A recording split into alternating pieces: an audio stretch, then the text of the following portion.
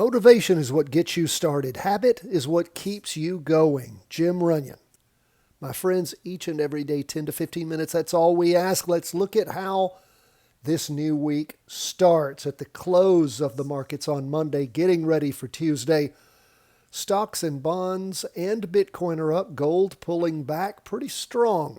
Let's jump first into the S&P 500 up 1.65%. Now pay attention to what's been happening on the 2-day candles as we look at what happened throughout the course of last week, the end of this week, and the end of last week, rather, the beginning of this week. This is the Friday, Monday candle with all sorts of straight. You can see on Friday afternoon where things just hammered down, then popping back up strong on Monday. So as we look at what has been going on in this market, we see that we had a pull-up on Monday. It's sitting right below, if you can call this much of a trend line, fairly horizontal, but it has stopped right there. We have a long wick, so the bulls have pushed back. We haven't crossed back over yet. We are still, we still see some downward pressure. Be important to pay attention as to what goes on Tuesday. This is going to keep flowing and keep pressing if it does, because, look at where we've been. We had the market peak. Actually, I don't believe it peaked the week of the 26th of May. I think it peaked the week of June the 3rd. Let's look at the high. 758.45. Yeah, so it peaked the week of June the 1st, starting then that Monday. Then down, then up, then down, and then this week starting off with a doji as things are trying to recover. Market trying to figure out what it's going to do. We're not in the fall-winter trading zone. In the summertime trading zone, where typically there is a lot of the big money's out of the market. Now we start looking at the volume for the last going on 5th week now. These last 4 weeks, lots of volume. Those weeks before, we had none. So as the market moved up, volume was inverse to that. And then as the market started leveling, really not so much leveling out, but volatility bouncing it back and forth, we had all sorts of volume spike up. Last week was actually the highest. So we're paying attention and seeing where the market's going. For my money, for my time and my energy, I want to figure out which way this is going to go.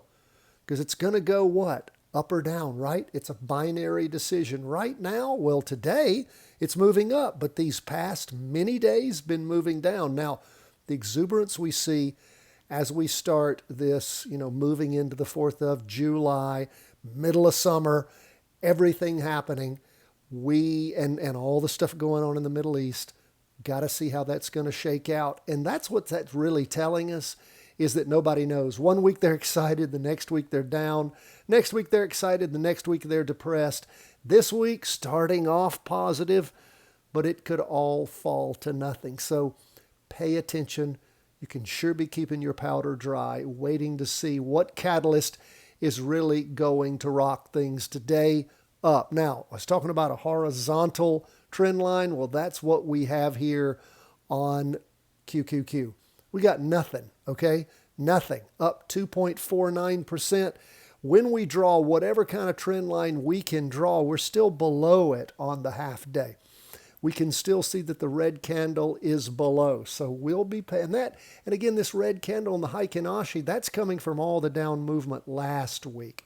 The up movement for one day is making very little difference right now on the weekly. Why? Because the Heikin Ashi shows you average pace over the prior movements. When there are huge upsurges and swings, it takes a while for the Heikin Ashi to capture that. And that's, again, the reason we don't want to be misled by volatility and volatility alone. Again, NASDAQ up 2.49%. That's a big day. But that doesn't mean everything's changed. So again, like the S&P, we'll be keeping the powder dry and watching. There still is some downward pressure here that may be going away. Bonds just continuing, not up much, but 0.10%. Bonds reached its last high here back on the morning of Thursday, the 25th, and then down some and is trying to regain that. But nonetheless, as we start this week off with another green candle, not reaching the high of last week yet, we are still long on bonds. Now, gold is a different thing. Gold just keeps on moving down. We have a potential floor here. Gold's moved down close to it, still hovering around it. We shall see if gold keeps moving, pushes through. Then we're going to have to track even lower, but we have been short gold for a while. We still are down 1.35%, doing well for us. Now, Bitcoin, a little different. We had a floor here. Bitcoin has pushed through it as this week starts off. We can see that we are below that. We do have another potential floor, but Bitcoin, we are still short on Bitcoin. It is up for the day 1.19%. We can see where Bitcoin moved down.